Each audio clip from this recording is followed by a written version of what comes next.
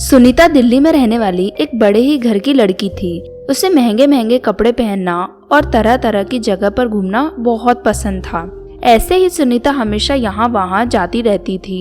एक बार ऐसे ही वो बाहर घूमने जा रही थी कि तभी सुनीता की माँ ने उसे रोका और सुनीता को अपने पास बुला के कहा, अरे सुनीता बेटा, तुम ये घूमना बंद कर दो। आजकल तुम बहुत घूमती रहती हो। अब बड़ी हो गई हो, अपनी लाइफ में ध्यान दो और ऐसे छोटे बच्चों की तरह घूमना बंद करो। बड़ी हो गई हो अब। क्या मम्मी, आप बस मुझे रोकती टोकती रहती हो और कुछ काम नहीं है क्या आपको? बस मुझे ही हमेशा सिखाती रहती हो, ये करो वो करो, यहाँ मत जाओ वहाँ मत जाओ। मेरा मन है घूमने का तो मैं तो घूमूंगी। पर बेटा, मैं तो तेरी ही भलाई के लिए बोल रही हूँ ना, अपने लिए थोड़ी बोल रही हूँ कुछ। बेटा, अपनी इस बूढ़ी माँ की बात मान लो। कुछ अच्छा सोच कर ही बोल रही होंगी। एक दिन तुम पछताओगी नहीं मानोगी तो। क्या? घूमने की बजाय पछताऊंगी? ऐसे कोई नहीं पछताता है, वो भी सिर्फ घूमने के लिए। वाह मम्मी, आप तो मेरे साथ कुछ ज्यादा ही मजाक करने लगी हो या फिर बस ऐसे ही टेंशन देना चाहती हो।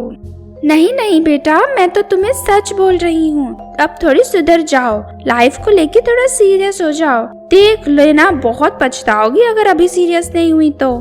हाँ, पछताना पड़ेगा तो मैं पछता लूंगी। आपको क्या है उससे? और मुझे रोकना टोकना बंद कर दो। आप परेशान हो चुकी हूँ मैं आपकी आदतों से।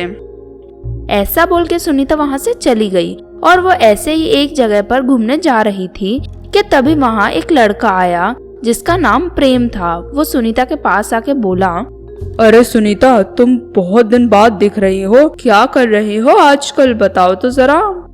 तुम कौन हो? ऐसे अनजान होकर भी मुझे मेरे नाम से बुला रहे हो? मैं तो तुम्हें नहीं जानती हूँ, मैंने तो तुम्हें कभी देखा भी नहीं है। अरे सुनीता, तुम मुझे जानती हो, हम दोनों एक दूसरे को जानते हैं, वो भी बहुत अच्छी तरह से। याद है हम साथ में स्कूल में पढ़ते थे। मैं प्रेम हमेशा तुम्हें परेशान करता रहता था। अरे हाँ, याद आया। तुम तो मेरे बचपन के वही दोस्त हो ना जिसने मुझे बर्थडे पर पायल गिफ्ट करने के लिए अपनी साइकिल बेच दी थी। पर तुम तो कनाडा चले गए थे और बिल्कुल ही बदल गए हो, इसलिए मैं तुम्हें पहचान ही नहीं पाई। वो सब छोड़ो, ये बताओ कैसे हो तुम? मैं अच्छा हूँ, तुम कैसी हो? अभी भी घूमती फिरती रहती हो और फैशन करती रहती हो या अब तुम कुछ चेंज हो चुकी हो?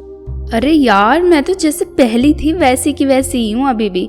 कुछ भी चेंज नहीं आया है मेरे अंदर। और बताओ, कुछ अच्छी बातें हैं बताने के लिए कि बस ऐसी ही बातें करते रहोगे या पहले जैसे ही हो अभी भी? अरे मैं तुमसे कुछ कहना चाहता था पर बोल नहीं पाया था, पर आज जो तुम मिल गई हो तो सोच रहा हूँ कि अपने मन की बात तुमसे कह ही देता हूँ। अच्छा, तो फिर बोल दो, क्या बोलना है, जल्दी बोलो। सुनीता, मैं तुम्हें स्कूल से ही बहुत पसंद करता हूँ। हमेशा से तुमसे ही प्यार करता था, पर स्कूल में कभी बोल नहीं पाया। पर आज तुमसे यहाँ देखकर मुझसे रहा नहीं गया, कह ही दिया। अच्छा प्रेम, मैं भी तुम्हें पसंद करती हूँ, लेकिन तुम मुझे हैंडल नहीं कर पाओगे। सोच लो, ऐसा मत कहना कि फिर मैंने कहा नहीं था। हाँ, जरूर कर लूंगा, उसमें क्या है, कोई मुश्किल का काम थोड़ी है। दोनों साथ में मिलकर हैंडल कर लेंगे, बस तुम एक बार हाँ बोल दो। अब प्रेम और सुनीता के बीच में नजदीकियां और गहरी होती जाती हैं, लेकिन सुनीता बिल्कुल भी नहीं बदलती थी। अभी भी उसे नए नए कपड़े पहनने का और तरह तरह की जगहों पर घूमने का बहुत शौक था, लेकिन प्रेम को इन सब के लिए टाइम नहीं मिलता था, तो वो प्रेम से गुस्सा रहती थी। एक दिन ऐसे ही कुछ काम से प्रेम के घर प्रेम का एक दोस्त आता है। घर पर प्रेम नहीं होता है और प्रेम के दोस्त का नाम राज होता है। अरे भाभी, आप ही सुनीता भाभी हो ना, प्रेम की वाइफ? आपके बारे में सुना था पर कभी देखा नहीं था आपको। कैसी हो आप? अच्छी हूँ मैं तो, आपको जानती भी नहीं हूँ, कभी देखा नहीं है आपको। कौन हो आप? मैं राज हूँ, प्रेम के ऑफिस का दोस्त। वैसे आपसे एक बात पूछनी थी कि आपने प्रेम से शादी क्यों की? वो तो बड़ा ही बेवकूफ सा आदमी है। आपको तो कोई अच्छा इंसान मिल जाता, फिर भी आपने उस जैसे बेवकूफ के साथ शादी क्यों करी? अरे मेरी किस्मत खराब थी जिससे शादी कर ली मैंने। ना कहीं घूमने जाते हैं, ना कुछ अच्छा कपड़े पहनते हैं। वो जॉब में और मैं मेरे घर में। हम दोनों अपनी अपनी जिंदगी में बिजी हैं। बहुत बोर हो गई हूँ प्रेम से शादी करके मैं तो। हाँ, आपको तो कोई मेरे जैसा ही हैंडल कर सकता है। पता है क्यों? क्योंकि मुझे भी नई नई जगह घूमने का बहुत शौक है और अच्छे अच्छे कपड़े पहनने का भी बहुत शौक है। हाँ, लेकिन अब तो मेरी शादी हो गई है, अब क्या कर सकते हैं, फंस गई हूँ और ऐसे ही फंस के रहना होगा अब तो मुझे।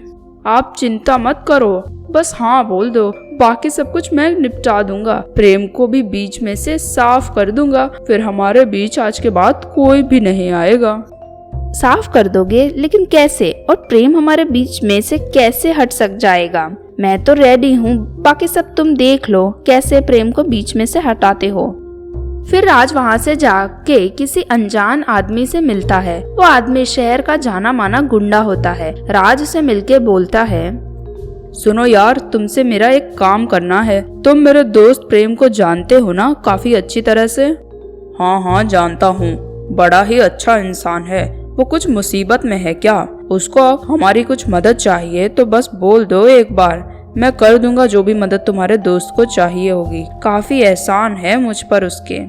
अरे नहीं नहीं, उसकी कोई मदद नहीं करनी है, उसके साथ तो बहुत ही खराब करना है। उसको तो इस दुनिया से ही गायब करवा दो, बस इतना काम कर दो मेरे लिए। अरे पर क्यों? उसके साथ ऐसा मत करो, वो काफी सीधा इंसान है और दिल का भी बहुत अच्छा है, और तुम्हारा दोस्त भी तो है।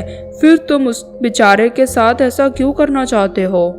वो दोस्त था, अब वो कुछ दोस्त नहीं है। वैसे भी मैं उससे हमेशा जलता था, वो हर चीज में मुझसे अच्छा था, पर आज मुझे सही मौका मिला है उससे सारे हिसाब चुकाने का। इसलिए मैं जैसा बोलता जाता हूँ वैसा करते जाओ। ठीक है, कर दूंगा, तुम्हारे एहसानों के तले दबा हुआ जो हूँ। पर मुझे सही सही से बेचारे प्रेम के साथ क्या करना है? तुम उसे इस दुनिया से गायब कर दो। वो आज शाम को घर नहीं जाना चाहिए, बस इतना सा काम है जो आसानी से तुम कर ही लोगे। ऐसा बोल के दोनों अपने अपने रास्ते निकल जाते हैं। ऐसे ही दिन गुजर जाता है और शाम भी हो जाती है। शाम को प्रेम घर नहीं आता, लेकिन राज सुनीता के पास घर आके बोलता है, अब हमारे बीच कभी भी कोई नहीं आएगा, अब हम एक हैं। प्रेम भी अब हमारे बीच कभी नहीं आ सकता है। क्यों? तुम ऐसा क्यों बोल रहे हो? ये तो प्रेम के घर आने का टाइम है, तुम जाओ यहाँ से, नहीं तो मेरे लिए बहुत बुरा हो जाएगा। तुम चिंता मत करो, उसका तो मैं काम तमाम करवा चुका हूँ, इसलिए ही तो बोल रहा हूँ अब हमारे बीच कोई भी कभी नहीं आएगा। क्या? ये तो तुमने बहुत अच्छा किया, ऐसा ही होना चाहिए था उसके साथ। उसने तो मेरी सारी जिंदगी ही बर्बाद करके रख दी थी। अब सुनीता और राज दोनों एक साथ रहने लगते हैं प्रेम के घर में, और प्रेम को मरवा के अपनी जिंदगी जी रहे होते हैं।